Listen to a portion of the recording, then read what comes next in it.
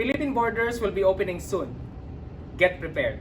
Hello, this is JR from the Philippine Living, and as all you know, we are in this beautiful paradise here of one portion somewhere in Boracay Island. So as what they say, Malay Aklan. This is to expound more on how beautiful is the Philippines, and at the same time, we will be guiding you all throughout on the essentials of living here in the Philippines. So foreign friends, let's go, check it out, and we'll have a good adventure.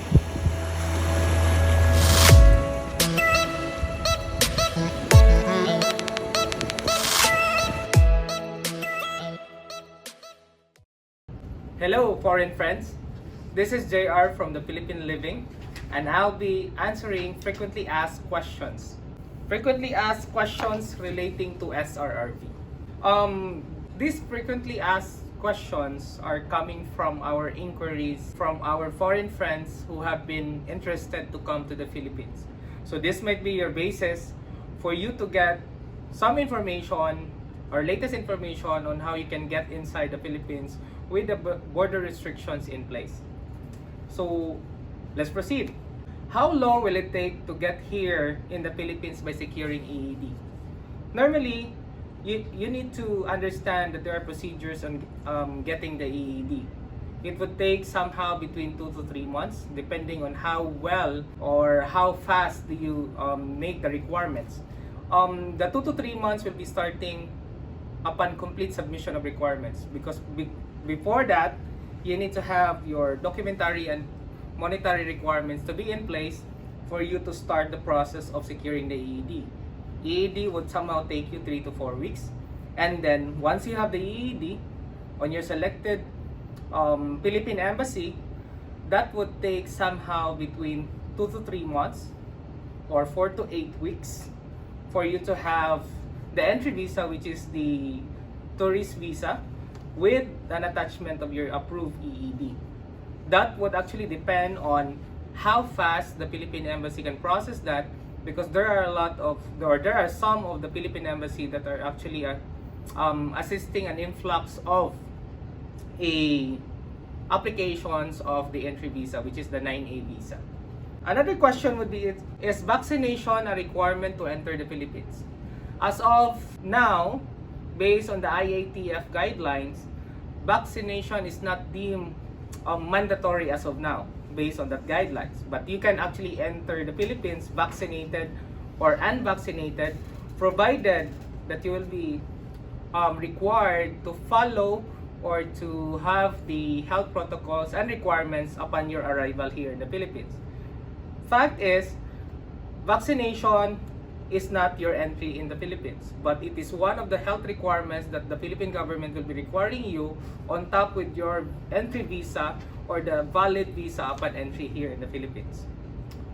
Next would be, what happened to the visa deposit in the event that the retiree passes away?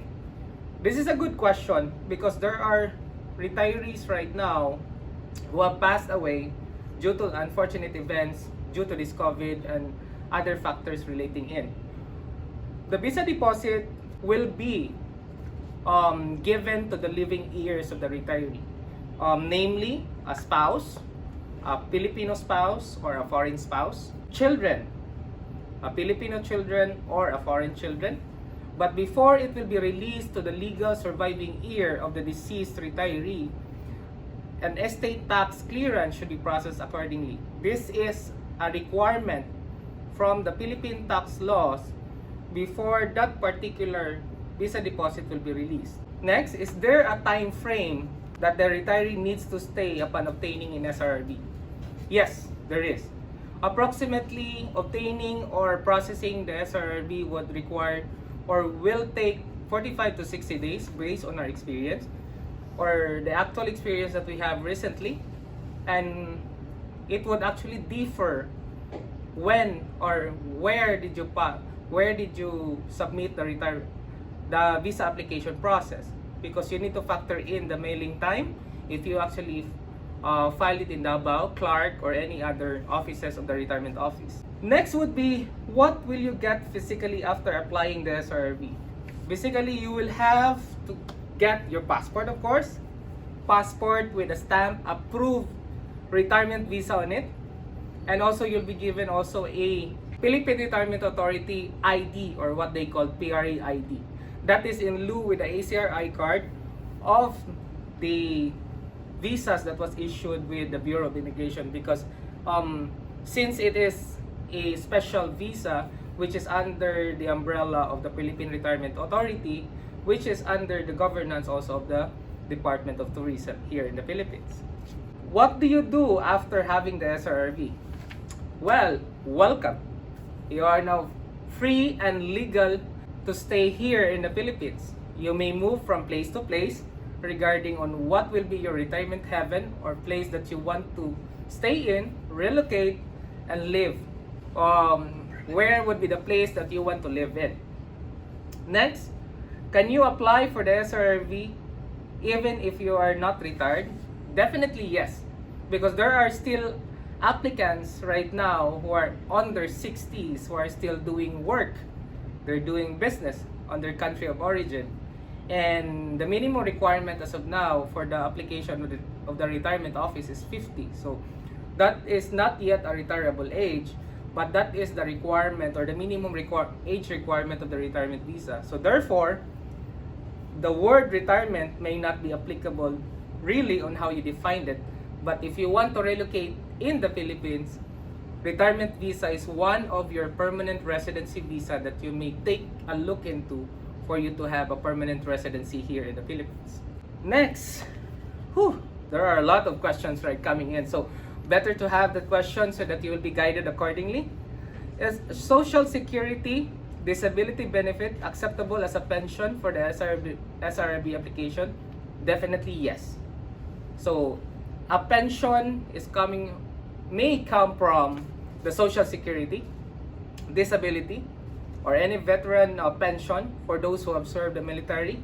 And this should be a pension, not an income. So if you have investment portfolio, that will not be accepted as a pension requirement for the SRRV application. Next, can you apply for SRRV with your family? Definitely yes, but it is a biological family. If you will be applying, if you're a retiree applicant that would be wanting to relocate here in the Philippines and wanting to live here, you can apply with your spouse at any age. She or he can be less than 50 years old. Your children should be unmarried and below 21 to qualify as your dependents. And they will have the same privileges as you in terms of the residency that you have as a principal applicant of the retirement visa.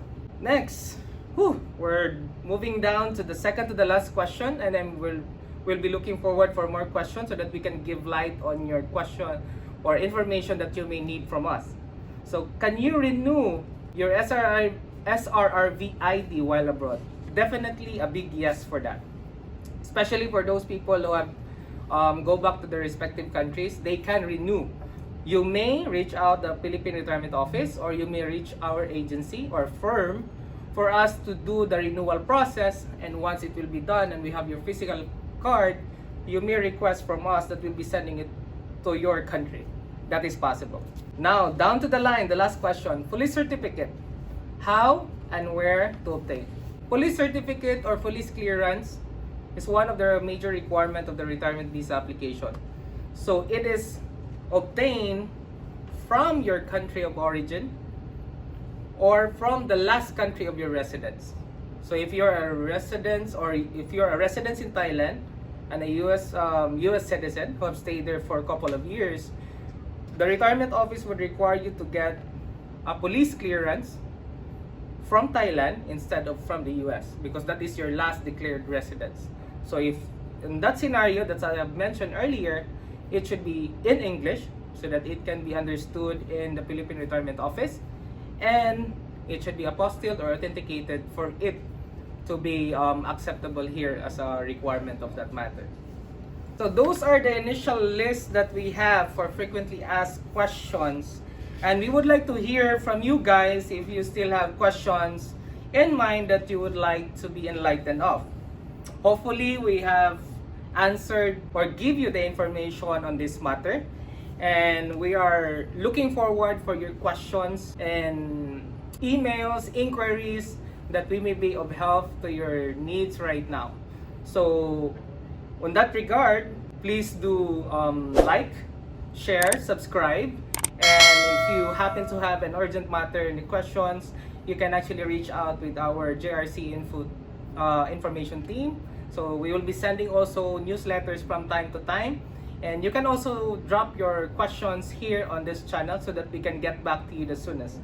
So once again, stay safe everyone, foreign friends. This has been JR from the Philippine Living. Cheers everyone, and hope to see you soon in the Philippines. Thank you.